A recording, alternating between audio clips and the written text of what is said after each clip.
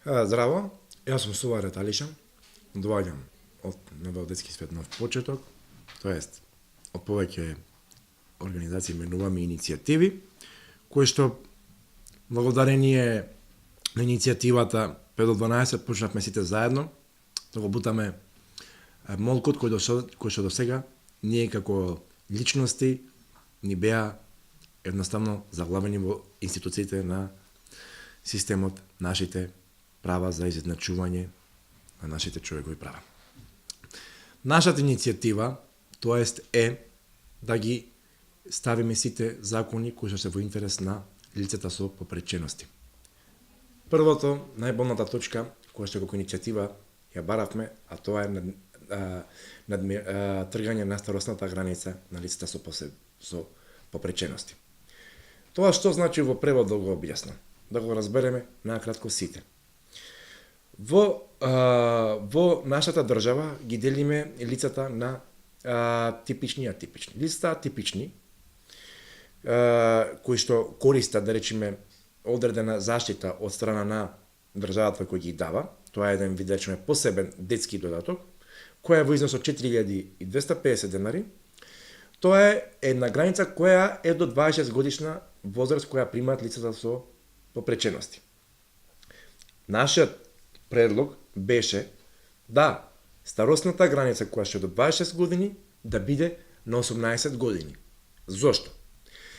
Овие добра кои што ги дава државата како посебен додаток му доаѓаат на лицата со попречености да ги примат до 18 годишна возраст, што самото име или самиот наслов посебен детски додаток значи детето додека е дете, а не додека е возрастна личност. Второ, 18 години, кога би била тука за окружување до 18 годишна возраст, нашиот предлог беше да институциите на системот, кои што ги имаат евидентирано овие лица кои се корисници на посебен детски додаток, да автоматски, без да им го отежниме пристапот на лицата со попречености во институциите на системот да ги малтретираме, да едноставно службата која што е за мобилност, за слепило и за други вид на заштита која што ги нуди државата, Министерството за социјална политика, да си го превзема самите од преку нивните досија, преку нивните системско превземање. Тоа значи, кога лицето ќе напуни 18 години, он добива нов формат на заштита, тоа значи дека лицето добива 7250 денари, без разлика дали тоа лицето со инвалидност, со слепило или глувило, сепак тие средства се одредуваат согласно степенот на попреченоста. Тогаш лицето, кога би ги добило овие парични средства, автоматски ќе добие и нега од трето лице. Тоа се 4200, вкупно им доаѓа нив 11.000 денари. Не е проблемот само што се овие финансиски средства, туку оваа старосна граница е целта да се надмине при нивното лечење. Бидејќи децата или личностите кога навршуваат одредена годишна возраст не може да ги користат бесплатно здравствените услуги. Тоа се проблеми кои што навистина се соочуваат лицата со попречености.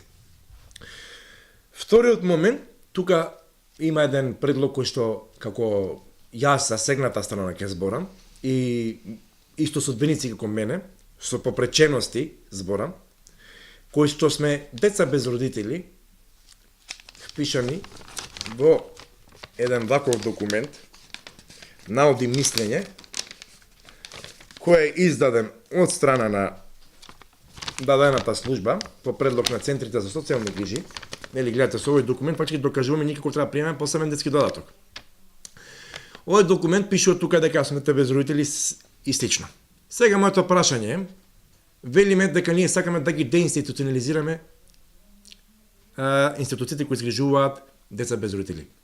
Моето прашање е, и сакам тука оваа законска измена да се измени, старосната граница која нас ни е поставена, значи дете без родители, без разлика дали е со попреченост или не е со попреченост, кој ќе наврши 18 годишна возраст, он заштитата на семејството ја напушта. Тоест, органот се менува во друг орган на заштита. Значи, ако до сега било во дом семејство, сега во 2003 донесен е тој закон, значи лицата кои навршуваат 18 годишна возраст и кои го напуштаат домот или згрижувачкото семејство, имаат заштита која државата ја покрива до 26 годишна возраст. Тоа е покривање на комуналните трошкови, вклучувајќи ги парно, струја и вода, како и 50 евра од месечна закупнина за лицето.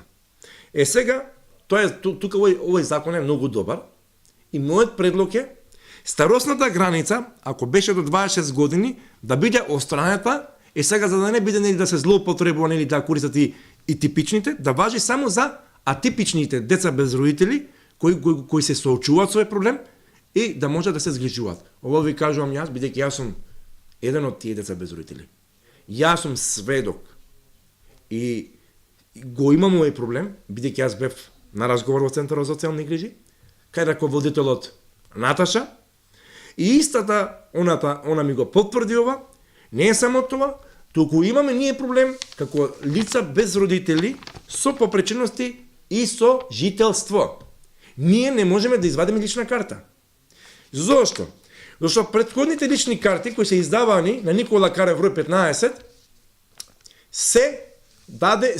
се веќе тие неважачки, бидејќи на Никола Карев број 15 не постои веќе Центар за социјални грижи. Центар за социјални грижи сега на новата адреса Никола Карев број 11. Значи, децата без родители немаат загарантиран статут на жителство. Мора да молат едни други за да они бидат згрижени. Ова се законските измени, дел од законските измени кои што ние ги бараме како приоритетни да бидат спроведени во ова општество. Време за чекање немаме.